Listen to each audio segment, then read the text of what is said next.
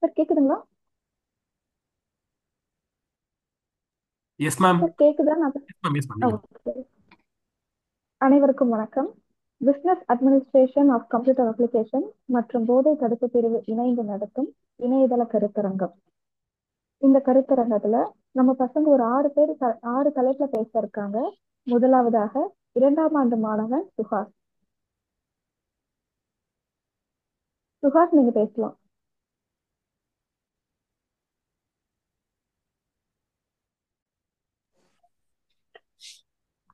அனைவருக்கும் வணக்கம்.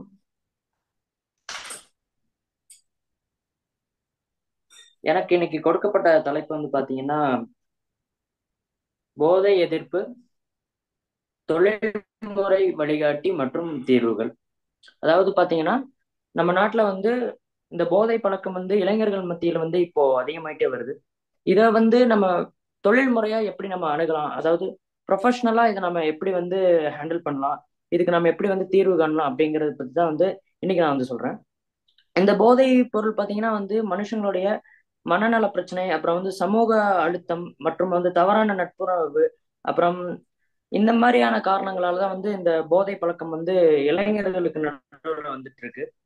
இதை நம்ம தொழில் முறையா எப்படி நம்ம அணுகலாம் அப்படின்னு பாத்தீங்கன்னா, ஆஹ் கவனிக்கப்பட்ட இந்த கல்வி மட்டங்கள், அதாவது பள்ளி அப்புறம் கல்லூரி இந்த மாதிரியான இடத்துல நம்ம வந்து விழிப்புணர்வுகள் செய்யலாம். அப்புறம் வந்து பாத்தீங்கன்னா நீங்க மருத்துவ பாசறைகள் நீங்க அமைக்கலாம். இதனால வந்து பாதிக்கப்பட்டவங்களுக்கு மன மனதளவுலையும் சரி, நீங்கள் உடல் அளவுலையும் சரி, அவங்களுக்கு வந்து நீங்க நல்லது செய்து அவங்களுக்கு நீங்க ஆலோசனை செய்யலாம். உதாரணத்துக்கு இதனால வந்து பாதிக்கப்பட்டு இதுக்கு அடிமையானவங்களுக்கு நீங்க மன அளவுல நீங்க அவங்களுக்கு ஆலோசனை கொடுத்து கொஞ்சம் கொஞ்சமா அவங்கள வந்து சரி செய்யலாம். இல்ல நீங்க வந்து பிசிக்கலா அவங்களுக்கு நீங்க வந்து மெடிசன் கொடுத்து நீங்க அவங்களுக்கு ட்ரீட்மெண்ட் கொடுத்து கூட கொஞ்சம் கொஞ்சமாக இதுல இருந்து நீங்க அவங்கள வெளியே கொண்டு வர வைக்கலாம். அடுத்து வந்து பாத்தீங்கன்னா சமூக ஆதரவு. நீங்க குடும்பம், நண்பர்கள் மற்றும் அப்புறம் வந்து ஒட்டுமொத்தமா இந்த சமுதாய அமைப்பே சேர்ந்து எல்லாரும் சேர்ந்து இதை வந்து விழிப்புணர்வு செய்யலாம். நீங்க உங்களுக்கு நீங்க பாக்குற ஃப்ரெண்ட்ஸா இருக்கட்டும், இல்ல நீங்க உங்க ஃபேமிலியா இருக்கட்டும், எல்லாரும் கூடயும் சேர்ந்து இதை பத்தி நீங்க டிஸ்கஸ் பண்ணி நீங்க இதை பத்தின விழிப்புணர்வு வந்து நீங்க மக்கள் கிட்ட கொண்டு போய் சேர்க்கலாம். இதுக்கான தீர்வுகள்னு பாத்தீங்கன்னா சமூக ஊடகங்கள் மற்றும் பிரபலங்களின் உதவியுடன் விழிப்புணர்வு ஏற்படுத்தலாம். அதாவது பாத்தீங்கன்னா நீங்க சோஷியல் மீடியாவோட யூசேஜா இருக்கட்டும், அதுல வந்து செலிபிரிட்டிஸ் இருக்காங்க, செலிபிரிட்டிஸோட உதவியா இருக்கட்டும், அவங்களுக்கு இன்ஃபுளுன்ஸ் ரொம்ப அதிகமா இருக்கும்.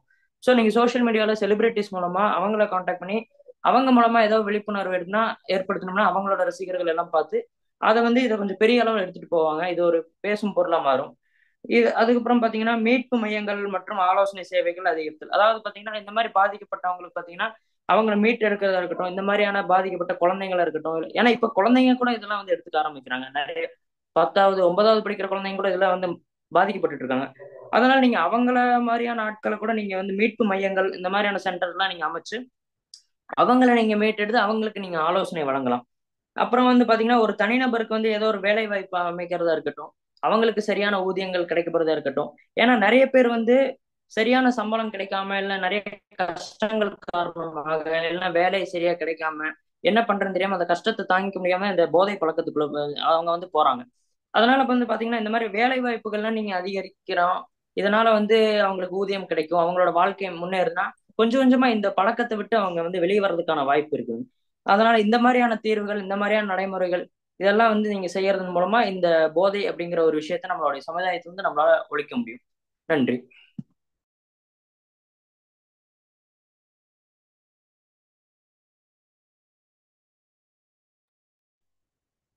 லக்ஷ்மணா, நீங்க பேசலாம்.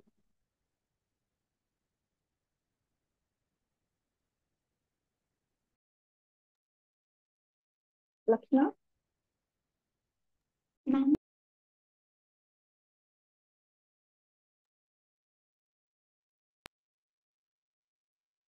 ஆசிரியர்களுக்கும் மாணவர்களுக்கும் அனைவருக்கும் வணக்கம். என் பெயர் லக்ஷனா. எனக்கு கொடுத்த தலைப்பு பார்த்தீங்கன்னா, போதைப் பொருளுக்கு எதிரான சீரான சட்டங்கள் மற்றும் முன்னெடுப்புகள். அதாவது பாத்தீங்கன்னா, இப்போ வந்து தினசரி வாழ்க்கையில வந்து எல்லா மனிதர்களும் வந்து போதைப் பொருளுக்கு வந்து அடிமையாகிட்டே தான் வராங்க. அதுக்கு வந்து அரசு வந்து சில பல சட்டங்களும் முன்னெடுப்புகளும் வந்து கொடுக்கப்பட்டு தான் வந்து வருகிறது. அதுல பாத்தீங்கன்னா பல நாடுகள் மக்களுக்கான வந்து பாதுகாப்பு உறுதி செய்யும் வகையில வந்து சட்டங்களை வந்து கொண்டுட்டு வரப்பட்டிருக்கு. அதுல வந்து சட்டத்துக்கு வந்து விதமான பாத்தீங்கன்னா வந்து போதைப் பொருள் உற்பத்தி பண்றதாகட்டும், இல்லைன்னா விற்பனை பண்றதாகட்டும், இல்லைன்னா விநியோகம், இல்லைன்னா மக்கள் வந்து தினசரி அந்த வந்து போதைப் பொருள் வந்து எடுத்துக்கொண்டதாக வரதாகட்டும், இது எல்லாமே வந்து தடு தடுக்கிறதுக்காண்டிதான் வந்து ஒரு அரசு வந்து இன்னும் சட்டங்கள்லாம் வந்து கொண்டு வரப்பட்டிருக்கு.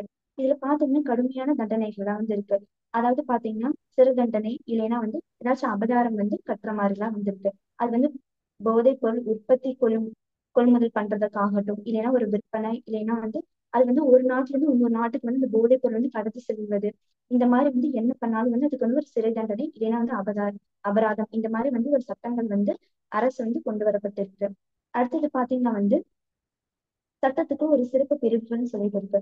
அரசு போதைப் பொருள் தடுப்பு அமையம் ஆகட்டும், இல்லைன்னா காவல்துறை பிரிவுகள், இந்த மாதிரி வந்து நிறைய பிரிவுகள் வந்து சட்டங்கள் வந்து கொண்டு வரப்பட்டிருக்கு. அடுத்தது பாத்தீங்கன்னா வந்து சர்வதேச ஒத்துழைப்பு. அதாவது ஒரு நாட்டுல இருந்து இன்னொரு நாட்டுக்கு வந்து அந்த போதைப் பொருள் வந்து கடத்தி கொண்டு வருவாங்க.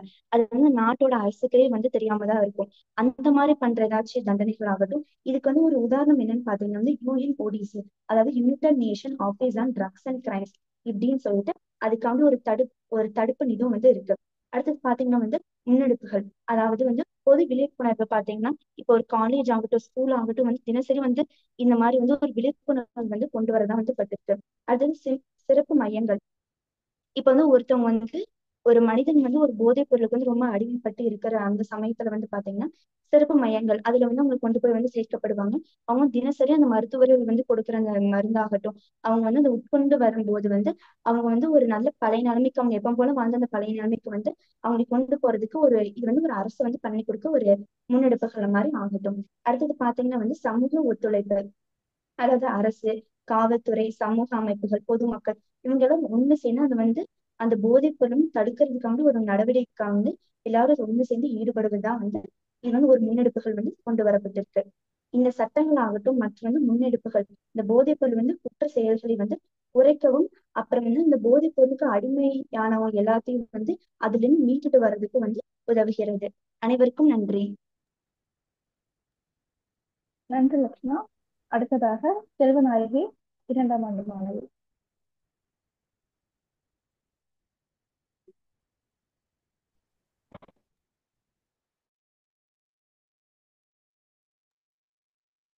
ஆசிரியர்கள் மற்றும் மாணவர்களுக்கு வணக்கம். எனக்கு கொடுக்கப்பட்டுள்ள தலைப்பு போதைப் பொருள் பாவனை சமூகத்தின் எதிர்காலத்திற்கு ஆபத்து. போதைப் பொருள் பாவனை அப்படின்னா போதைப் பொருள் பயன்பாடுதல் அப்படின்னு நம்ம சொல்லலாம். இப்ப இந்த போதைப் பொருள் பயன்பாடு காரணமாக வந்து இந்த நம் நாட்டுல மட்டும் இல்லாம வெளிநாடுகள் எல்லாத்துலயுமே வந்து நிறைய அழிவுகள் ஏற்பட்டுட்டு இருக்குன்னு சொல்லலாம். நம்ம நாடு மட்டும் இல்லாம நிறைய நாடுகள் வந்து அதை தடுக்கிறதுக்கான பல முயற்சிகளை வந்து ஈடுபட்டுட்டு இருக்காங்க.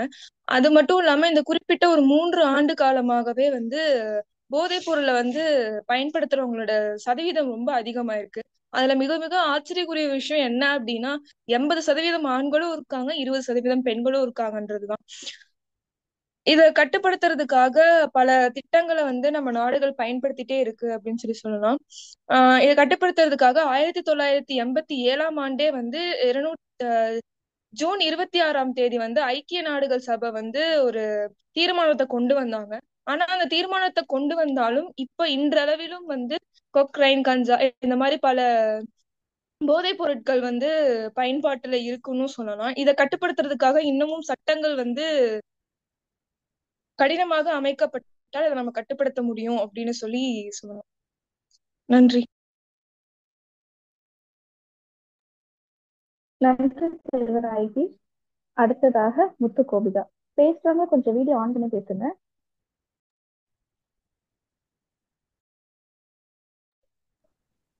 இனிய வணக்கம். என் பெயர் ஜே முத்துகோபிகா. நான் எடுத்து வந்த தலைப்பு நாம் எவ்வாறு போதைச் சொற்களை எதிர்கொள்வது. விழிப்புணர்வு மற்றும் கல்விக்கு இது மூலியமா விழிப்புணர்வை நம்ம வந்து கண்டிப்பா கொடுக்கணும். யார்கிட்டலாம் இதை முக்கியமா சொல்லணும் அப்படின்னா பள்ளி மற்றும் கல்லூரி மாணவர்களுக்கு இதை பத்தின ஒரு விழிப்புணர்வு கண்டிப்பா கிடைக்கணும். குழந்தைகளுக்கும் இளைஞர்களுக்கும் தவறான பாதையை நோக்கி, இந்த போதையை நோக்கி போகக்கூடாது அப்படிங்கிறத தவிர்க்க வேண்டும் அப்படிங்கிறத நம்ம புரிய வைக்கணும். இந்த கல்வி மூலம் மட்டும்தான் இந்த போதை பற்றின ஒரு விழிப்புணர்வு கண்டிப்பா கிடைக்கும். குடும்பம் மற்றும் சமூக ஆதரவு, அதாவது பள்ளி கல்லூரி மாணவர்கள் எந்த விழிப்புணர்வை இந்த விழிப்புணர்வை போய் சேர்ந்தாதான் குடும்ப குடும்பத்துல இருக்கக்கூடிய நண்பர்களுக்கும் உறவினர்களுக்கும் நண்பர்களுக்கும் போய் சேரும். இந்த விழிப்புணர்வு போய் சேர்ந்தது மூலியமா மட்டும்தான் சுத்தி இருக்கக்கூடியவங்களுக்கும் கரெக்டா இருந்தா மட்டும்தான் நம்மளும் போதையில இருந்து அடிமைய கண்டிப்பா கரெக்ட் பண்ணிக்க முடியும். மருத்துவம் மற்றும் மனநல உதவி. நம்ம மனசளவுல நம்ம மனநல உதவி அப்படிங்கிறது வந்து மனசளவுல நம்ம என்னென்ன உதவி எல்லாம் நம்ம பண்றோம் அப்படின்னா, நம்ம நம்ம ட்ரங்க்ஸை வந்து எப்படிலாம் அடிமையாகாம இருக்கிறதுக்கு என்னெல்லாம் பண்ணணும் அப்படின்னா, இதை தவிர்க்க யோகா, மெடிடேஷன், இதை வந்து டைவர்ட் பண்றதுக்கு பல சிந்தனைகளை வந்து டைவர்ட் பண்ணணும். அப்படி பண்ணா மட்டும்தான் நம்மளால அந்த ட்ரங்க்ஸ்ல இருந்து நம்ம அடிமையா இருக்கிறத தவிர்க்க முடியும். மறுவாழ்வு மையங்கள் மூலமாவோ இல்ல போதைக்கு அடிமையா இருக்கிறதுக்கு வழிகாட்டுறதுக்கு நிறைய மருத்துவர்களை போய் சந்திக்கிறது ரொம்ப நல்லது. அதாவது போதைக்கு அடிமையா இருக்கிறவங்க சிகிச்சை எடுத்துக்கிறதோ இல்ல மறுவாழ்வு மையங்களுக்கு போய் இதை பத்தின தெளிவான ஒரு புரிதல் வேணும் அப்படின்னு நான் சொல்லிக்கிறேன். நம்மால் எதை செய்ய முடியும், நம்மனால என்னெல்லாம் செய்ய முடியும் மாணவர்கள் அப்படின்னா, போதைப் பொருட்களை தவிர்க்கிறத பத்தி நம்மளால கண்டிப்பா இதுக்கான ஒரு ஸ்டெப்ஸ் எடுக்க முடியும். பிறர் போதை பற்றிய விழிப்புணர்வை பிறருக்கு போதை பற்றின ஒரு விழிப்புணர்வை நம்மளால கொடுக்க முடியும். அட் த சேம் டைம் புகை, மது போன்ற பழக்க வழக்கங்களில் ஈடுபடாமல் ஆரோக்கியமான வாழ்க்கையை தேர்ந்தெடுக்கிறது ரொம்ப நல்லது. நேர்மையா நம்ம வாழ்ந்தோம் அப்படின்னா இந்த மாதிரி போதைப் பொருட்கள் பத்தி நம்ம எங்கேயுமே போக மாட்டோம், போதைக்கு அடிமையும் ஆக மாட்டோம். நல்ல நண்பர்கள் ரொம்ப முக்கியமான ஒரு பாயிண்ட். நல்ல நண்பர்களை நம்ம வச்சுக்கிட்டா மட்டும்தான் போதைப் பொருட்கள்ல இருந்து நம்மளால போதைக்கு நம்மளால அடிமையாக முடியாது. ஏன்னா நல்ல ஒரு நண்பர்கள் இருந்தா மட்டும்தான் நம்மளால அந்த நம்மளோட சுற்றுச்சூழலையும் சரி, நம்மளுடைய பாதுகாப்பு மையமும் சரி, நம்ம நல்லபடியா அந்த போதையை வந்து தவிர்க்க முடியும். நேர்மையான வாழ்க்கை முறையை பின்பற்றுதல் ஆக வேண்டும். சமூகத்தின் ஒத்துழைப்பும் ஒழுங்குமுறையும் நடவடிக்கைகளும் இருந்தால் போதைப் பொருட்கள் பழக்கத்திற்கு எதிராக வெற்றி பெற முடியும். நன்றி, வணக்கம். நன்றி கோபிகா. அடுத்ததாக 3ஆம் ஆண்டு மாணவன் பிரேம்குமார். வீடியோ ஆன் பண்ணிக்கோங்க.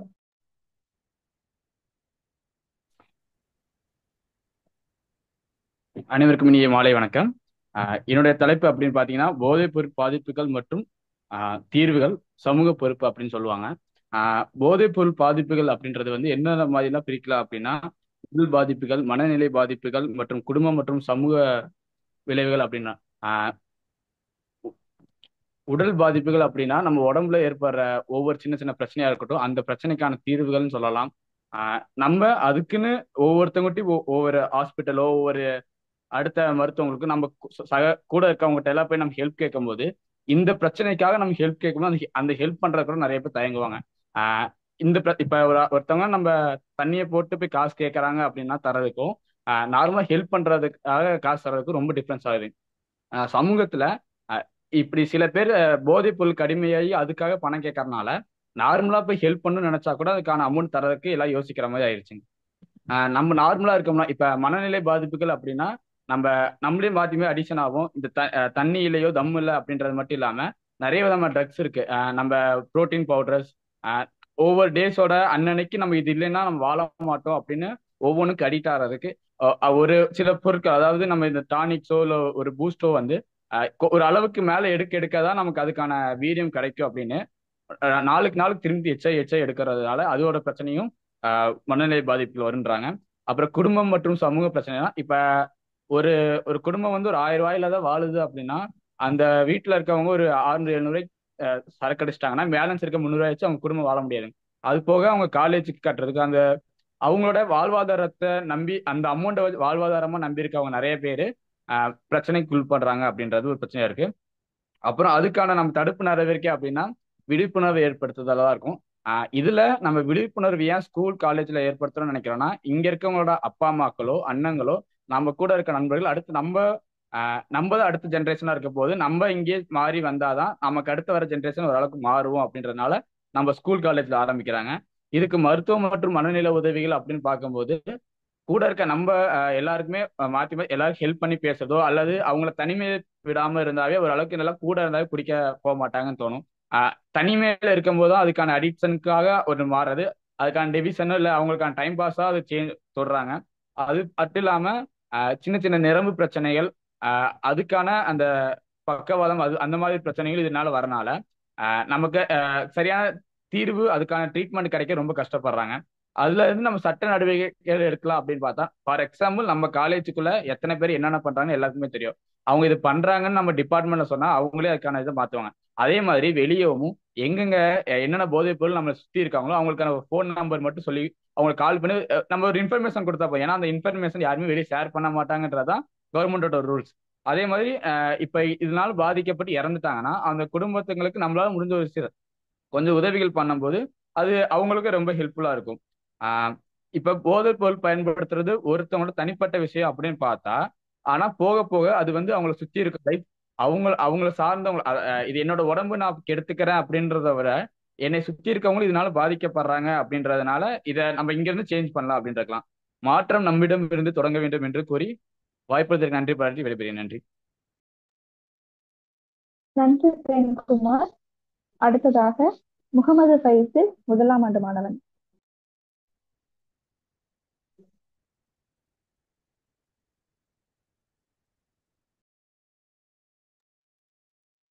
முகமது ஃபைசில், வீடியோ ஆன் பண்ணிக்கலாம்.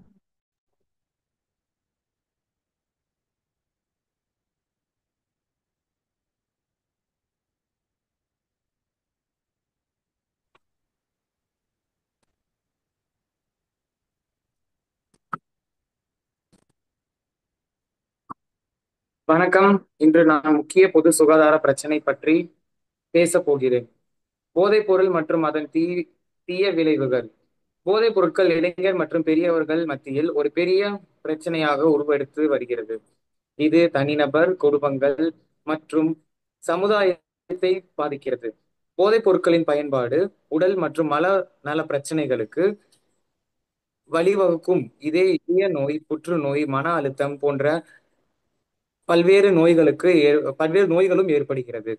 போதைப் பொருட்கள் ஒரு நபரின் வாழ்க்கையை சீரழிக்கும். அவர்கள் வேலை அல்லது பள்ளிகளில் தங்கி செல்லும் அந்த இடங்கள் போன்ற மற்ற இடங்களில் எல்லாம் போதைப் பொருட்கள் புழக்கத்தால் அவர்களுக்கும் புழக்கம் ஏற்படும். போதைப் பொருட்கள் ஒரு நபரின் வாழ்க்கையை சீரழிக்கும். அவர் வேலை அல்லது பள்ளியின் தங்கள் திறனை இழக்க நேரிடும். அவர்கள் தங்கள் நண்பர்கள் மற்றும் குடும்பத்தினர் உறவுகளையும் இழக்க நேரிடும். போதைப் பொருட்களின் பயன்பாடு குற்ற செயல்களில் ஈடுபட வழிவகுக்கும். ஏனென்றால் போதைப் பொருட்களை வாங்குவதற்கு பணம் தேவை. பணம் சம்பாதிக்க குற்ற செயல்களில் ஈடுபடலாம். போதைப் பொருட்களை பயன்படுத்துவது சட்டவிரோதமானது. போதைப் பொருள் வைத்திருப்பது அல்லது விற்பதோ தடைக்குரியது. இது குற்றம். போதைப் பொருட்களில் எதிராக நாம் அனைவரும் ஒன்றிணைவோம். போதைப் பொருட்களின் தீமைகளையும் மக்கள் தெரிவிப்படுத்த வேண்டுவதே நம் போதைப் பொருட்களுக்கு அடிமையாக உள்ளவர்களுக்கு செய்ய வேண்டிய உதவி ஆகும். நமது சமுதாயம் போதை இல்லாதது சமுதாயமாக இருக்க வேண்டும் என்று நாம் ஒருபடி முன்னேற வேண்டும். நன்றி.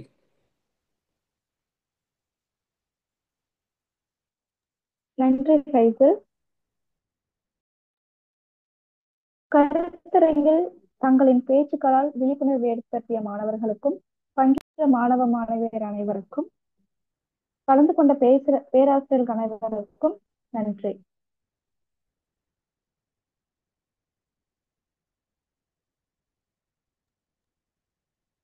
கருத்தரங்கிலிருந்து வெளியேறலாம். எல்லாத்தையும் வீடியோ மட்டும் ஆன் பண்ண சொல்லிக்கலாம், ஒரு ஸ்கிரீன்ஷாட் எடுத்துக்காங்க.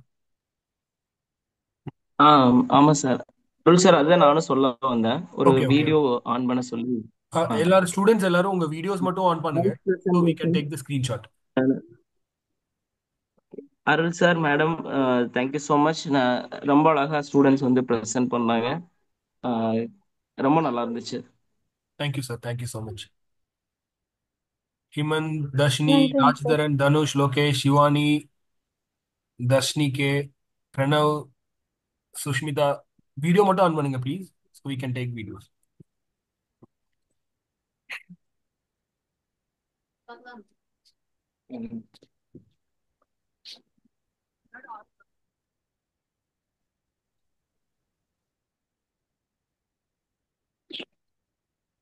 ஃபைசல் உங்க வீடியோ பாருங்க. லோகேஷ், தர்ஷினி ஆர், இந்துமதி, நவதாரணி.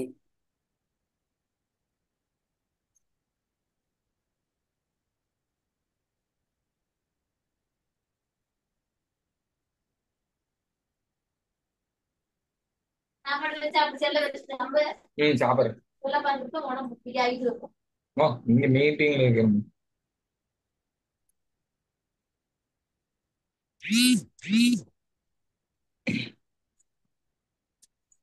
இங்க எக்ஸ்ட்ரா தராதீங்க.